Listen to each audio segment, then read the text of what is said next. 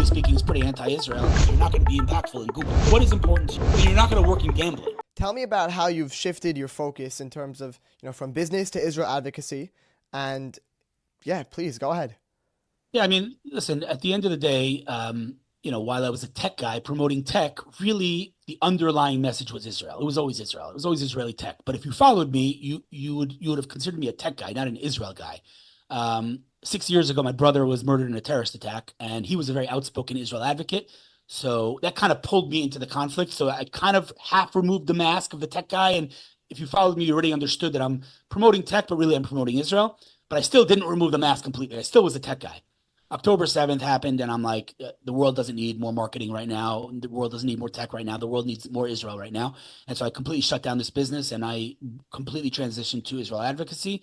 And I just realized I have, this large platform, and I have the ear of the tech world who, generally speaking, is pretty anti-Israel, and they're not going to be listening to any like Israel advocates. And so they trust me. And so I realized I'm in this unique position. And so since the war started, I've been, 100% focused on Israel advocacy, providing real-time accurate information and just giving people a reason to get up in the morning. But Israel's been my 100% focus since October 7th. Beautiful. And you were just honored by the Israeli government. Tell us about that.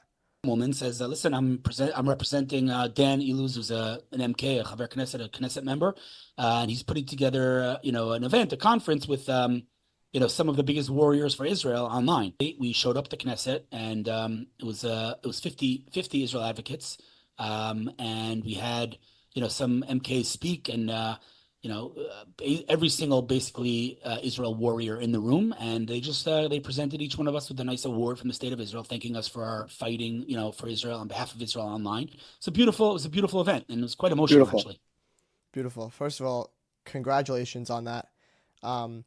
I want to ask you, as somebody who is able to shift their focus completely from business to Israel advocacy or to giving back. That's your form of giving back. How do you incorporate giving back into business? How do you do it from your day to day? I mean, networking obviously is an incredibly important part of business. So most people, again, when they're looking to network, they're thinking, what's in it for me?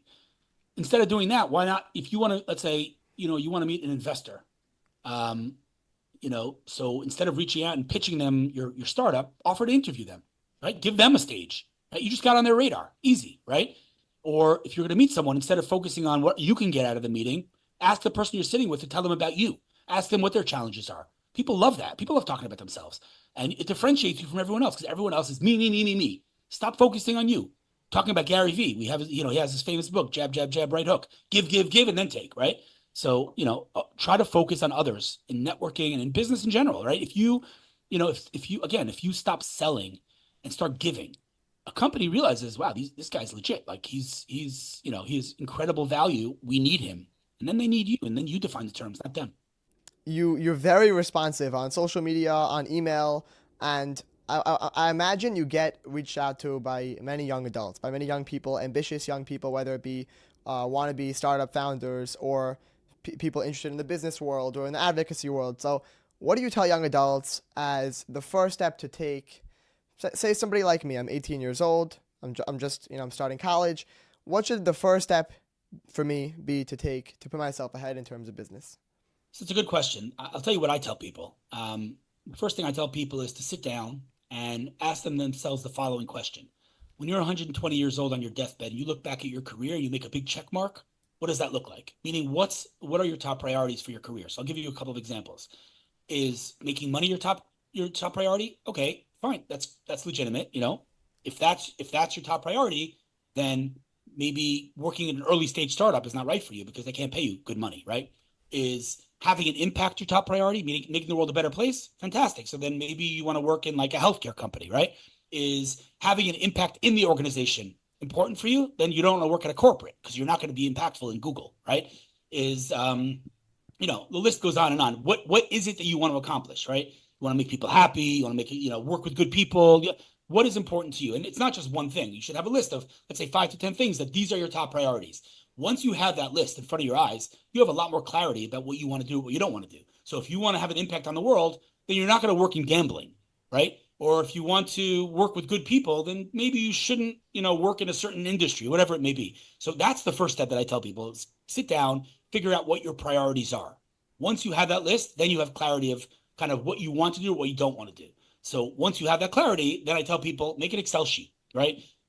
Make 5 tabs. Each tab is a vertical. So again, let's say, I don't know, let's say, having an impact is important to me. Okay, so one tab might be healthcare.